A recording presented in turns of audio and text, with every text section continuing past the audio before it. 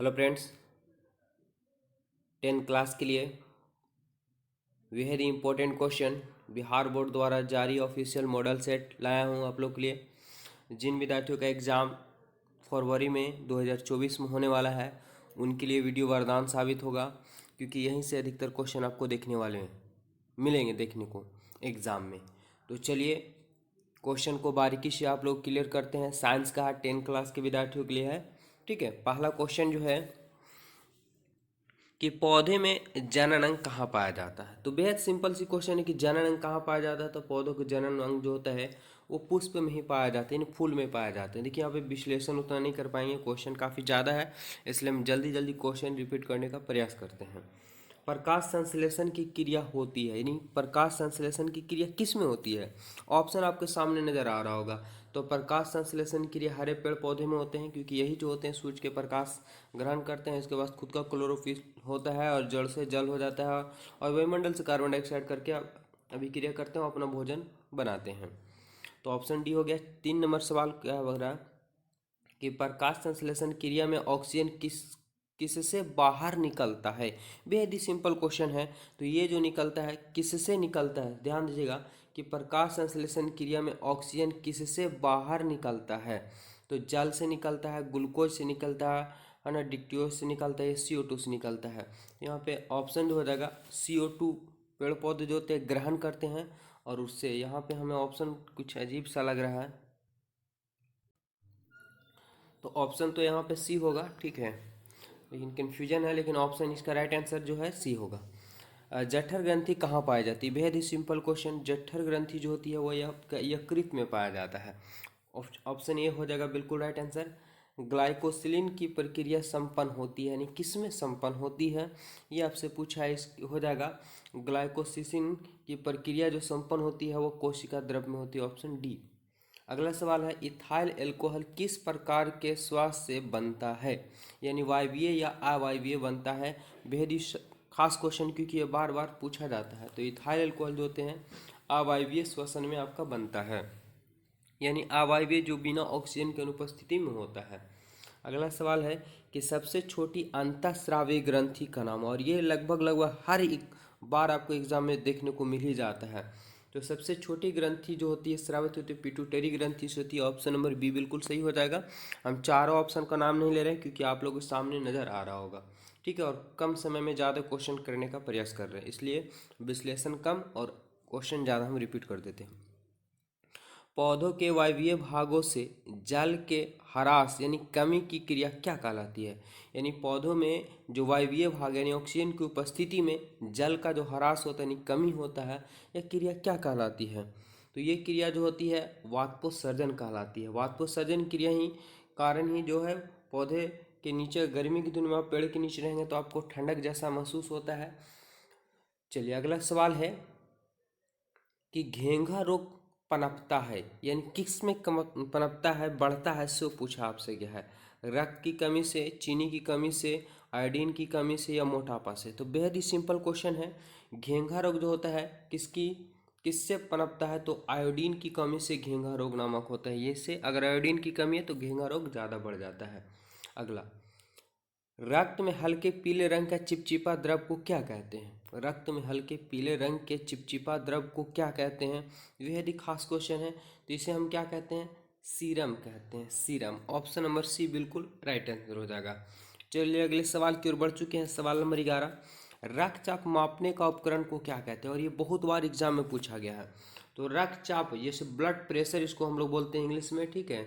और रक्तचाप दिया हुआ, रक्तचाप मापने वाला उपकरण को डॉक्टर अब जाएंगे तो वहाँ पे आपको हाथ में बांधता है, ठीक है, उस एक पाइप के माध्यम से हवा भरता है और धीरे धीरे खोलता है।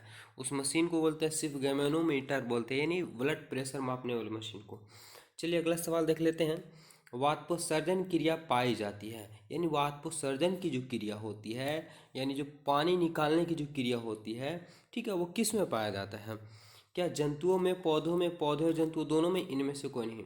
तो देखिए वाष्पोत्सर्जन की जो क्रिया होती है वो केवल और केवल पौधों में पाया जाता है।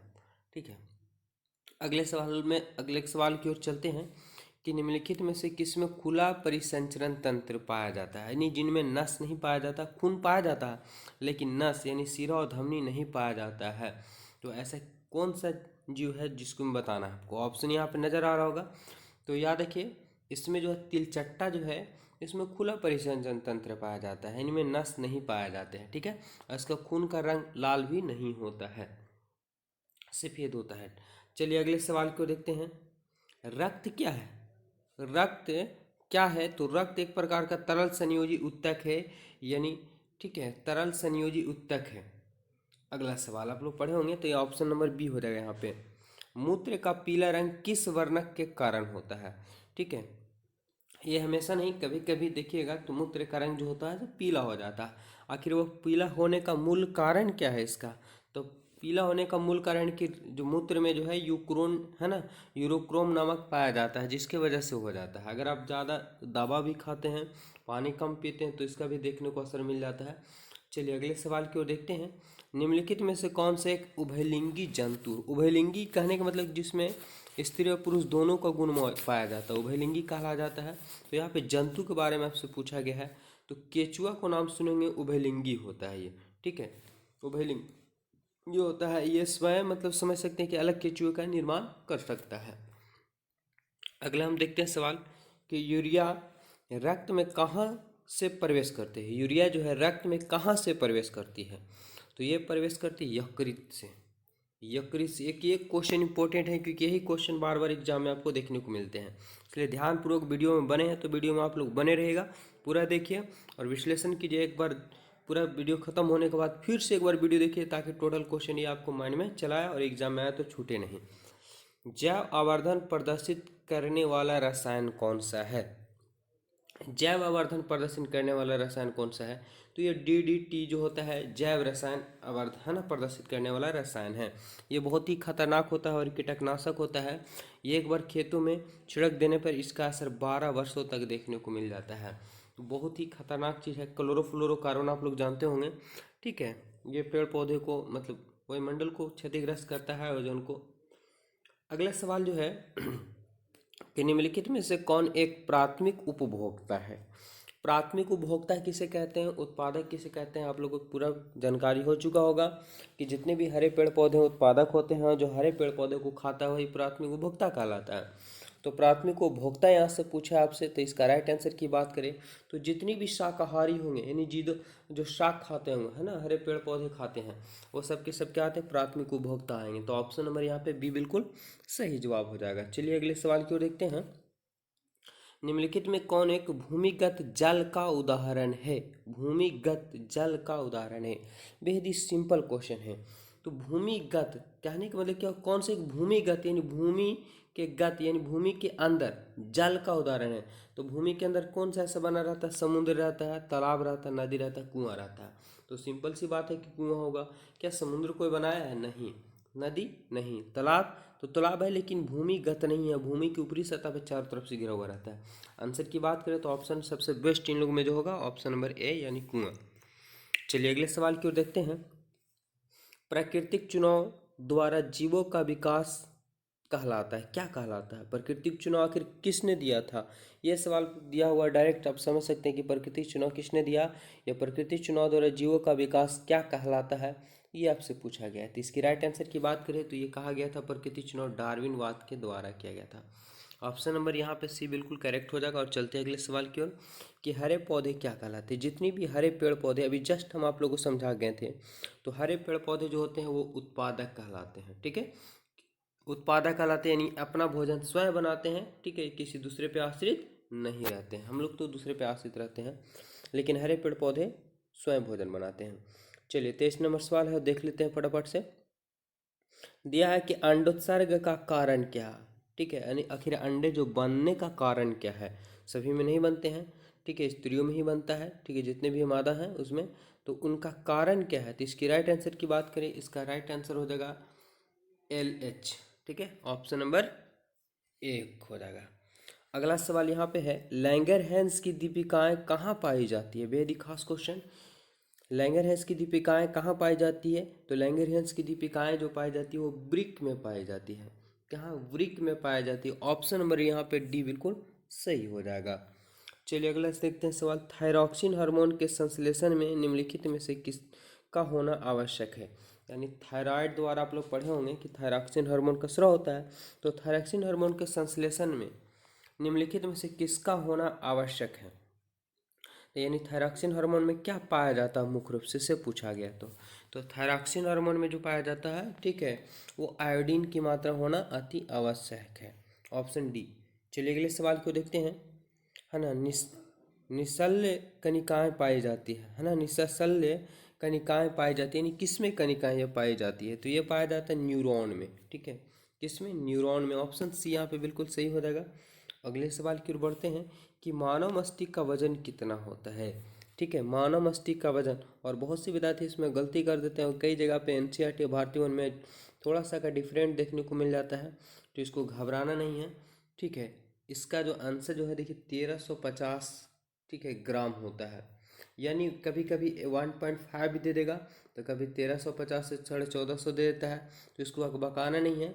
इतना याद रखना कि 1.5 से बेसी नहीं होना चाहिए, ठीक है, यानी 1.5 kg से बेसी नहीं होना चाहिए। तो ऑप्शन एक नहीं होगा क्योंकि 2 kg तक हो जा रहा है। ऑप्शन ई जो है ये काफ़ी डिफरेंट है, यानी बहुत छोटा से लेकर के 1.5 तक के है, ठीक है, तो ये भी नहीं होगा। समथिंग में जो आएगा ऑप्शन नंबर जो है यहाँ पे सी, यानी 1.2, यानी 1 kg 200 ग्राम से लेकर के, है ना, 1 kg 400 ग्राम के बीच में होगा, ठीक है। तो ऑप्शन यहाँ पे सी बिल्कुल करेक्ट आंसर हो जाएगा। चलिए अगले सवाल को देख लेते हैं। निकट दृष्टि दोष अथवा दूर दृष्टि दोष के निवारण हेतु पर, है ना, प्रयुक्त लेंस द्वारा बना प्रतिबिंब होता है। यानी निकट दृष्टि दोषों अथवा दूर दृष्टि दोषों के निवारण के लिए जो लेंस का प्रयोग किया जाता है उसका प्रतिबिंब कैसा बनता है, सो आपसे पूछा गया। बहुत ही खास क्वेश्चन है। तो देखिए, निकट दृष्टि दोष या दूर दृष्टि दोष के जो लेंस जो प्रतिबिंब बनता है वो प्रतिबिंब काल्पनिक होता है और हमेशा सीधा प्रतिबिंब होता है। ऑप्शन नंबर यहाँ पे बी बिल्कुल सही जवाब। चलिए अगला सवाल देख लेते हैं कि साइड मिरर के रूप में निम्नलिखित में से कौन सा प्रयुक्त होता है? यानी साइड मिरर आप देखते होंगे कार वगैरह जो चलाते हैं, ट्रक चलाते हैं, तो ड्राइवर के बगल में एक बाहर में निकला हुआ रहता है दर्पण, ठीक है, जिसमें पीछे गाड़ी आ रहा है जा रहा है उसको दिखलाई देता है, उसी को बोलते हैं साइड मिरर। तो साइड मिरर में जो लेंस यानी वहाँ पे दर्पण लगा हुआ रहता है, ठीक है, तो वो कौन सा दर्पण रहता है, सो आपसे पूछा गया है। तो वो दर्पण रहता है उत्तल दर्पण रहता है, ठीक है। चलिए अगले सवाल की बात करें हम, तो अगला सवाल देख लेते हैं कि आपतन लेंस द्वारा प्राप्त प्रतिबिंब होता है।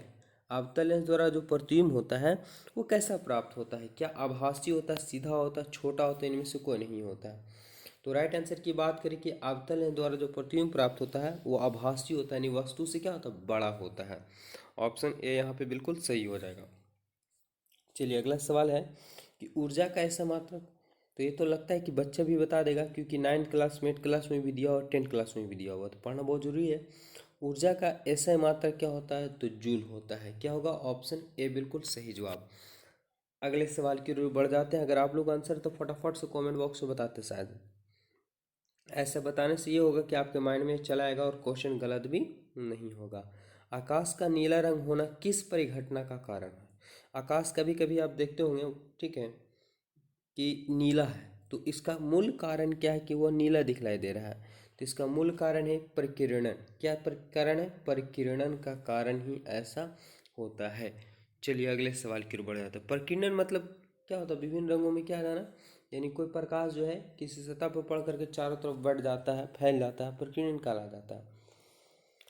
अगले दिया हुआ सवाल कि सामान्य नेत्र के लिए स्पष्ट दृष्टि की न्यूनतम दूरी कितना होना चाहिए? यानी आप अपने आंख की नज़दीक में कितना दूरी तक के वस्तु को आप क्या कर सकते हैं, देख सकते हैं, सो पूछा गया है। तो अगर हम राइट आंसर की बात करें तो ये 25 सेमी होता है, 25 सेमी। और कभी कभी आपको लेंस की मोटाई पूछ देता है तो विद्यार्थी बहुत गलती कर देती है, इसमें ध्यानपूर्वक पढ़ लिया कीजिए क्वेश्चन।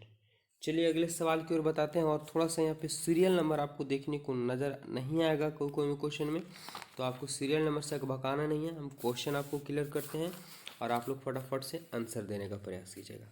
सवाल है कि किसी उत्तल लेंस का फोकसांतर 50 सेमी है तो इसकी क्षमता क्या होगी? यानी फोकस दूरी आपको दिया हुआ कितना, 50 दिया हुआ है, तो इसकी क्षमता आपसे पूछा गया है।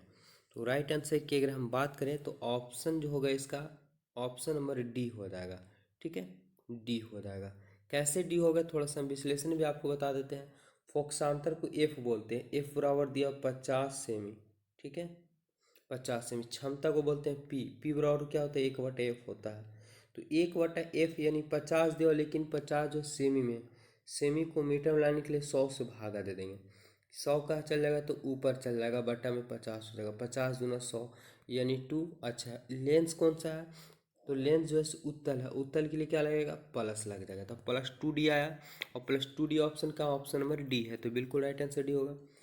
35 नंबर सवाल की ओर बढ़ जाते हैं कि एक प्रिज्म में कितने सतहों से घिरा रहता है। एक प्रिज्म जो होता है कितने सतहों से घिरा होता है, तो एक प्रिज्म में जो होता है ठीक है, कितने सतहों से घिरा होता है, तो इसकी राइट आंसर की बात करें तो 2 सतहों से घिरा होता है। चलिए अगले सवाल की ओर हम बढ़ जाते हैं, और अगला सवाल देखेंगे अगर तो बताते हैं आप लोग को, ठीक है, क्या दिया हुआ है कि अभिनेत्र लेंस की फोकस दूरी में परिवर्तन किया जाता है। अभिनेत्र लेंस की फोकस दूरी में परिवर्तन किया जाता है। पुतली के द्वारा किया जाता है, परितारिका के द्वारा किया जाता है, ठीक है, या दृष्टिपटल के द्वारा किया जाता है, या पश्चिमाभि पशुओं के द्वारा किया जाता है। तो राइट आंसर की अगर हम बात करें तो ये किया जाता है पश्चिमाभि पशुओं के द्वारा, ठीक है, पश्चिमाभि पेशियों के द्वारा। और देखिए एक प्रिज्म में कितने सतहों से घिरा होता है, इसका राइट आंसर जो होगा विद्यार्थी 2 नहीं होगा, इसका आंसर 5 होगा, ठीक है, 5 सतहों से घिरा हुआ रहता है। चलिए अगले सवाल की ओर बढ़ जाते हैं। प्रकाश के परिवर्तन के कितने नियम होते हैं, तो प्रकाश के परिवर्तन के सबको पता होगा कि 2 नियम होता है, ठीक है। आपतन कोण परिवर्तन कोण आपतन मूल पर खींचा गया विलंब तीनों आपस में बराबर होते हैं। आपतन कोण परिवर्तन कोण बराबर होते हैं, ठीक है। आपतन कोण परिवर्तन कोण आपतन में खींचा गया विलंब तीनों एक ही समतल में होते हैं, पहला नियम हो जाता है। और दूसरा नियम होता है कि आपतन कोण परिवर्तन कोण के आपस में बराबर होते हैं। और ये पूछता है बार बार एग्जाम में, चलिए माइंड में रखेंगे सभी को। और क्वेश्चन नंबर 38 है कि फोटोग्राफी कैमरा का विदृश्यक होता है, यानी फोटोग्राफी में जो लेंस लगा होता है दिखने वाला, वो किसका होता है, क्या उत्तल लेंस का होता है, अवतल का होता है, या अवतल दर्पण का, या उत्तल दर्पण का होता है। बड़ा कंफ्यूजिंग करने वाला यह सवाल है, ठीक है। लेंस और दर्पण लगा दिया जाता है, तो याद रखना है कि लेंस ही होगा, जब भी होगा तो लेंस होगा, तो अवतल होगा या उत्तल होगा। तो ये है फोटोग्राफी कैमरा जो अभिदृश्यक यानी जो दिखलाई देने वाला होता है ऑब्जेक्ट, है ना, तो वो होते हैं उत्तल होते हैं। ऑप्शन नंबर क्या हो जाएगा, ऑप्शन नंबर ए बिल्कुल सही जवाब। चलिए अगला सवाल देख लेते हैं। यदि एक किरण अवतल दर्पण पर लंबवत आपतित हो तो परावर्तन के बाद किरण किस बिंदु से गुजरेगी। बहुत ही बेहतर क्वेश्चन है कि यदि एक किरण अवतल दर्पण पर लंबवत आपतित होता हो, ठीक है, तो परावर्तन के बाद किस बिंदु से गुजरता है। आप लोग सिंपल सी बात जानते होंगे कि जब भी कोई लेंस से टकराता है तो कहाँ से वो लौटता है, ज़रा बताइए कहाँ से। तो जब भी लौटता है दर्पण से टकराने के बाद, ठीक है, तो हमेशा चाहे किधर से भी क्यों ना आए, हमेशा लौटेगा तो फोकस से ही लौटेगा। ऑप्शन नंबर ए बिल्कुल करेक्ट आंसर हो जाएगा। अगला सवाल है कि यदि एक प्रिज्म में से एकवर्णी किरण गुजरे तो इसका नहीं होगा, क्या नहीं होगा, सो पूछा गया है कि एक प्रिज्म में से एकवर्णी प्रकाश, जैसे सूर्य के प्रकाश को हम लोग एकवर्णी प्रकाश बोल सकते हैं, कि किरण गुजरे तो इसका नहीं होगा, यानी अपवर्तन नहीं होगा, वर्ण विक्षेपण नहीं होगा, विचलन नहीं होगा, इनमें से कोई नहीं। क्वेश्चन नंबर 40 है, ठीक है। तो चलिए इसको आप लोग बताइएगा क्या नहीं होगा से, इसको हम पेंडिंग में छोड़ देते हैं, ठीक है। कमेंट बॉक्स में आप लोग बताएंगे इसका आंसर कि राइट क्या होगा। अगला सवाल है कि पावन विद्युत जनित्र में कुंडली को घुमाने का काम मूलतः करती है, क्या करती है।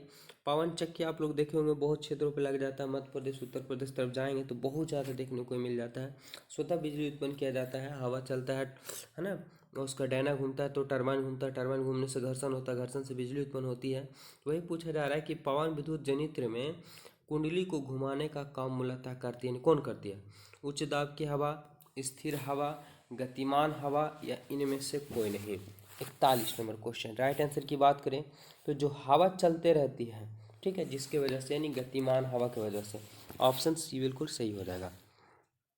क्वेश्चन नंबर 42 है कि कांच की आपतन लेंस की वायु में शक्ति होती है, कैसा होता है।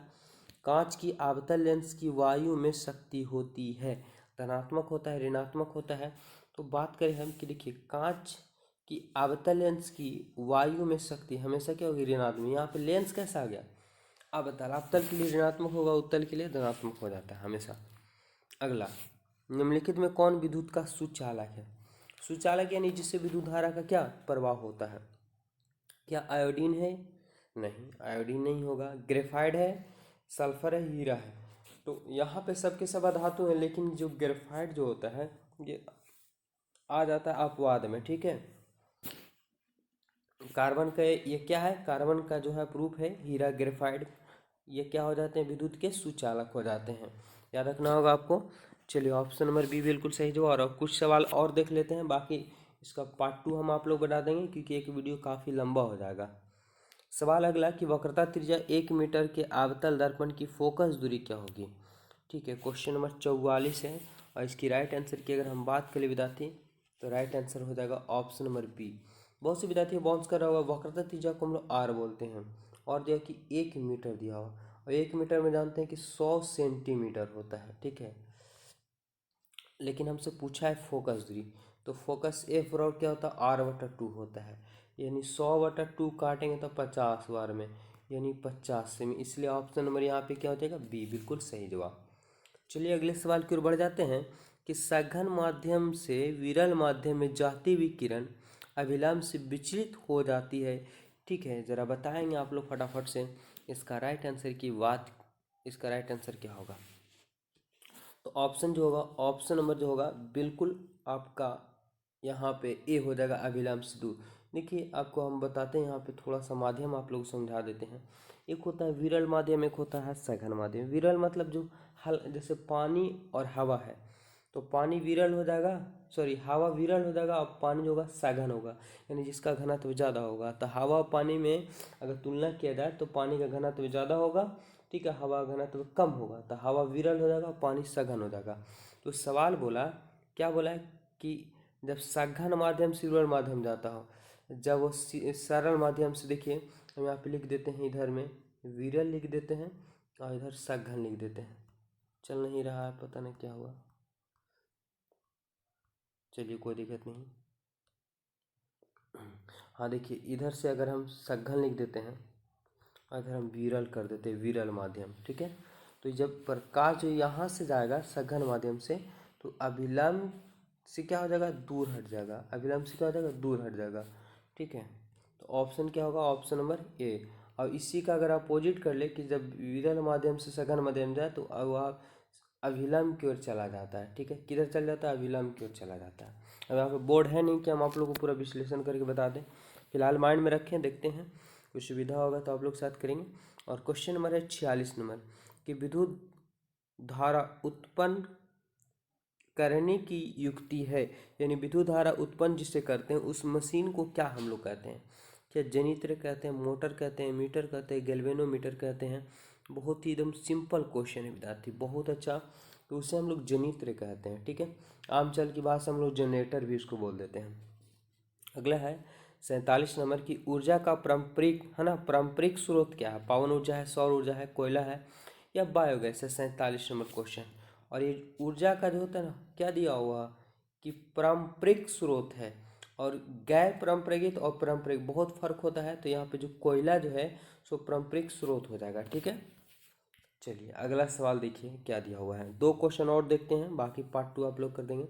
कि कांच की एक समांतर पट्टिका पर श्वेत किरण तिरछ आपतित होती है, तो निम्नलिखित में से कौन प्रथम अपवर्तन के साथ घटित होगा। विचलन, विक्षेपण, परावर्तन या इनमें से कोई नहीं। क्वेश्चन नंबर 48 है, ठीक है। तो सवाल दिया हुआ कि कांच की एक समांतर पट्टिका, ठीक है, कांच की एक समांतर पट्टिका पर श्वेत किरण तिरछी आपतित होती है, ठीक है, तिरछी आपतित होती है, पड़ती है, तो प्रथम अपवर्तन के साथ घटित हो जाती है।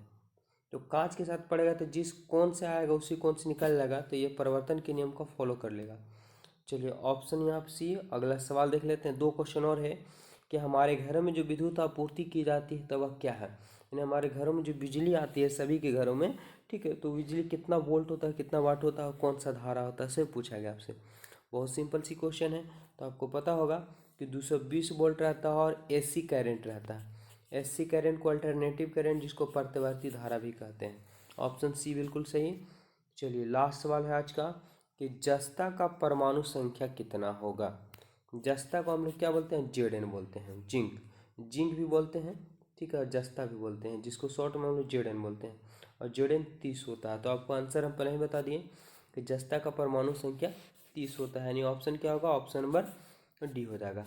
इस वीडियो को एक बार आप और फिर से देख लेंगे, ठीक है, स्पीड बढ़ा करके, ताकि क्वेश्चन टोटल माइंड में आ जाए, और इस टाइप से एग्जाम में देखने को मिलता है। जय हिंद, मिलेंगे नेक्स्ट वीडियो में। और कैसा लगा लाइव क्लास, और आगे वीडियो चाहिए तो आप लोग कमेंट बॉक्स करके कमेंट में जरूर बताइएगा। धन्यवाद।